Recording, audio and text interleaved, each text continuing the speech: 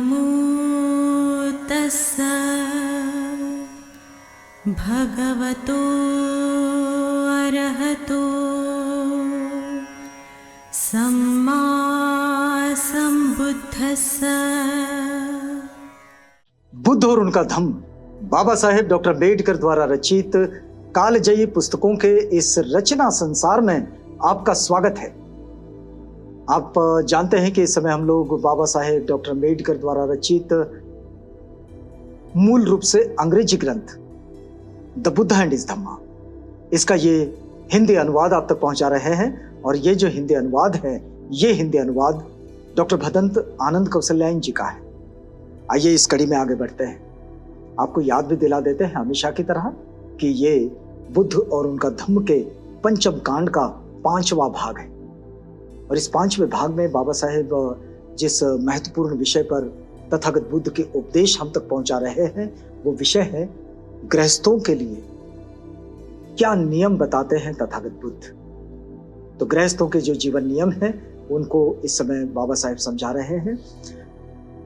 बाबा साहेब लिखते हैं कि इस विषय में तथागत बुद्ध के विचार उस सुत्तंत्र में आ गए हैं जो श्रीगाल को दिया गया उपदेश के नाम से प्रसिद्ध है, जिसे श्रीगाल सुत्त के नाम से भी लोग जानते हैं। इस श्रीगाल सुत्त में यानी कि श्रीगाल को जो उपदेश तथागत बुद्ध ने दिए हैं, वही उपदेश इस समय बाबा साहेब यहाँ बुद्ध और उनका धम्म में लिख रहे हैं। बाबा साहेब लिखते हैं कि उस समय तथागत बुद्ध राजगृह के वेलुवन में कलंदक निवाप में विहार कर रहे थे।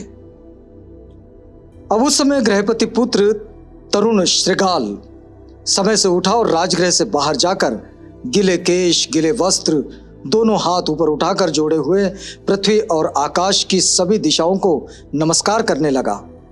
पूरब, पश्चिम, उत्तर, दक्षिण, ऊपर और नीचे। श्रीगाल ये सुबह के वक्त राजगृह से बाहर जाकर उसने गिले केश करके, गिले वस्त्र उसके और मतलब नहा लिया है। और वो गिले केश, गिले वस्त्र, दोनों हाथ जोड़कर ऊपर की ओर करते हुए पृथ्वी, आकाश, चारों दिशाएं सबका नमस्कार करने लगा, वंदन करने लगा। उस दिन तथागत समय रहते ही चीवर पहनकर पात्र तथा चीवर लेकर राजगृह में भिक्षाटन के लिए निकले थे। जब श्रीगाल ये कर रहा था, उसी वक्त की बात रही है ये कि तथागत बुद्ध भी राजगृह में भिक्षाटन के लिए निकले। हाथ में भिक्षा पात्र लिए, चीवर धारण किए और निकल पड़े। उन्होंने तरुण श्रीगाल को इस प्रकार नमस्कार करते हुए देखा। अब सामने ही श्रीगाल मिले और श्रीगाल ये काम कर रहे थे, तो उनको देखा और उनसे पूछा, तो इस प्रकार पृथ्वी और आकाश की सभी दिशाओं की पूजा क्यों कर रहा है?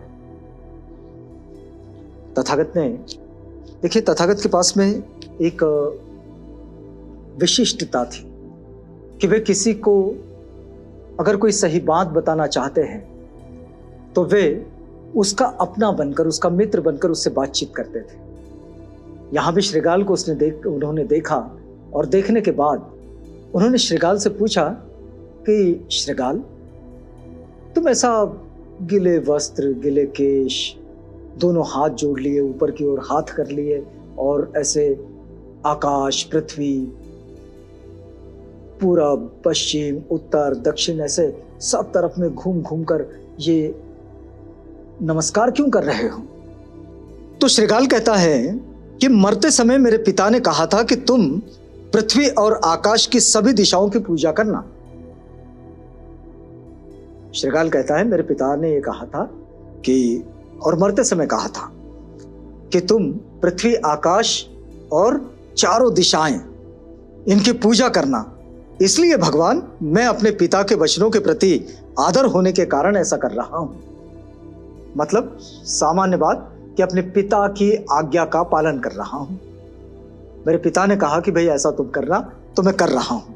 तो तथागत ने पूछा लेकिन ये आदमी का सच्चा धर्म कैसे हो सकता है?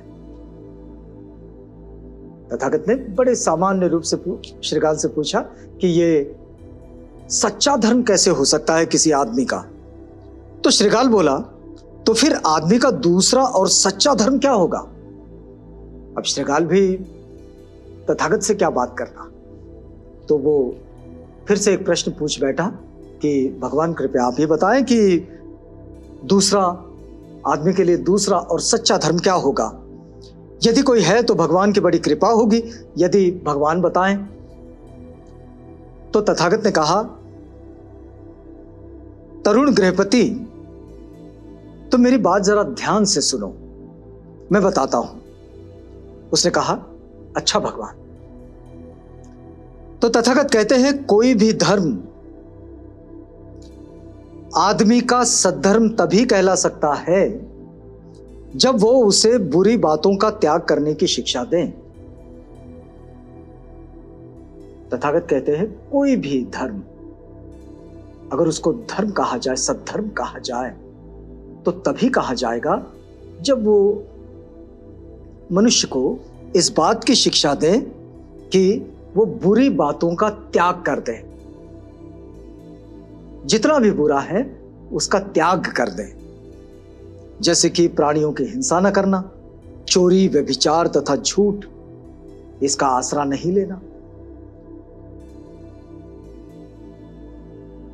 नशीली चीजों के सेवन से दूर हो जाना, उसका त्याग कर देना। तो इन सब चीजों का परित्याग करना चाहिए, और यह शिक्षा जो देता है वो सद्धर्म है। श्रीकाल, ये बात तू जान ले कि पाप कर्म पक्षपात, शत्रुता, मूर्खता तथा भय के कारण किए जाते हैं। तथागत क्या कहते हैं कि ये जो लोग पाप कर्म कहते हैं, जो बुरा काम करते हैं, बुरे कर्म करते हैं, तो ये पक्षपात के कारण करते हैं। बायसनेस, किसी की तरफ झुक जाना, जो पक्षपात होता है, जहां जहां पक्षपात होता है वहां कार्य बुरा होता है। शत्रुता हो किसी के लिए, या फिर अपने अंदर ही मूर्खता हो, या फिर किसी चीज का भय हो, तो इन सब के कारण पाप कर्म किए जाते हैं। यदि आदमी इनसे मुक्त हो तो कोई भी पाप कर्म नहीं करेगा। जो जो बुराई में लगे हैं, पाप कर्मों में लगे हैं, उनके लिए तथागत का ये बड़ा सीधा सीधा और बड़ा ही स्पष्ट संदेश है। क्या संदेश है? कि कोई भी अपने पाप कर्मों से, अपने बुराइयों से बाहर आना चाहता है तो उसे अपने मन से भय निकाल देना होगा, मतलब अभय हो जाना होगा। फिर दूसरा क्या करना होगा?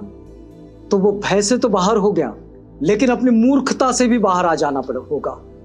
अपने मन से शत्रुता का त्याग कर देना होगा, और अपना जो दृष्टिकोण है उसको पक्षपाती नहीं बनाना। यह सबसे जरूरी बात है। जहां दृष्टिकोण पक्षपाती हो जाता है वहां निश्चित रूप से बुरा कर्म घटित होता है। अब देखिएगा, कोई भी धर्म, मनुष्य का धर्म तभी हो सकता है जब वो उसे अपने धन को बर्बाद करने की शिक्षा ना दे। कोई भी धर्म तभी वो सद्धर्म कहला सकेगा जो उसकी अपनी जो मिल्कियत है, उसका अपना जो धन है, उस धन का बर्बादी होने से रोके और इसकी वो शिक्षा दे, तभी वो धर्म हो सकता है। मनुष्य का पैसा शराब पीने की आदत पड़ जाने से बर्बाद हो जाता है। मनुष्य का जो पैसा है, उसका जो धन है, वो शराब की, जुए की आदत, उसकी लत पड़ जाने से बर्बाद होता है। अनुचित समय पर रात को बाजारों में घूमने से धन बर्बाद होता है। अनुचित समय पर अगर कोई बाजारों में रात में घूम रहा है तो उसका भी धन बर्बाद हो जाता है, क्योंकि जरूरत न होने पर भी वो बिना मतलब की चीजों पर खर्च करने लगता है। मेले तमाशे देखते फिरने से धन बर्बाद होता है, मनुष्य भी बर्बाद होता है। इसलिए तथागत इससे दूर रहने की बात करते हैं। कहते हैं जुए की आदत पड़ जाने से बर्बाद हो जाता है आदमी, और कुसंगति में पड़ जाने से आदमी बर्बाद होता है, और आलसी बन जाने से भी वो बर्बाद होता है। तो इस बर्बादी से अगर बचना है किसी को, तो उसे अपनी जुए की आलसीपन, ये सब को छोड़ना पड़ेगा। जुए की आदत, आलसीपन, ये सब छोड़ना होगा। शराबखोरी से बचना होगा, नशाखोरी से बचना होगा, मेले तमाशे देखते घूमते फिरते रहने से बचना होगा, और अनुचित समय पर बाजारों में जाने से भी बचना होगा। जरूरत की चीजें खरीदने बाजार में जरूर जाए। फिर वे आगे कहते हैं, श्रीगाल, शराब की लत पड़ जाने से 6 हानियां होती है। कौन सी 6?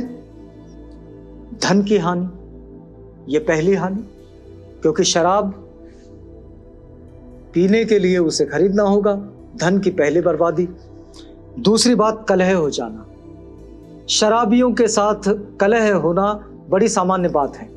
अगर वे किसी दूसरे से लड़ाई झगड़ा नहीं करते, तब भी शराबियों को आप अपने आसपास देख सकते हैं।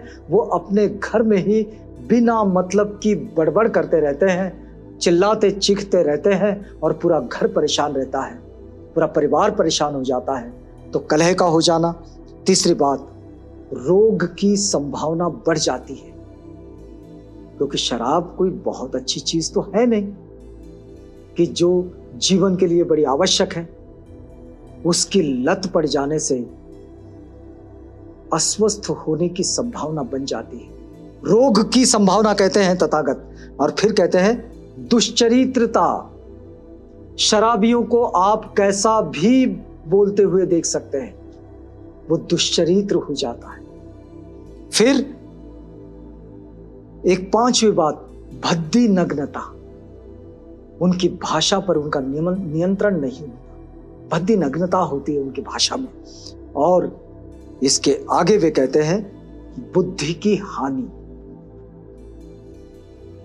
जो नशाखोर होते हैं उनमें बौद्धिक क्षमता की कमी हो जाती है, बुद्धि की हानि हो जाती है। तो ये 6 हानियां तथागत बताते हैं कि ये नशाखोरों में दिखाई देती है, और इसलिए इससे बचना चाहिए। इस समय बाबा साहेब बुद्ध और उनका धम्म में गृहस्थों के जीवन नियम बता रहे हैं, लेकिन अब हम आगे नहीं बढ़ पाएंगे क्योंकि हमारा वक्त यहाँ पूरा होता है। तो यहाँ हमें रुकना होगा। रुकते हैं इस वादे के साथ कि अगली कड़ी में आपसे पुनः भेंट होगी, जब हम इसी बात में आगे बढ़ेंगे। तो तब तक के लिए हमें इजाजत दीजिएगा।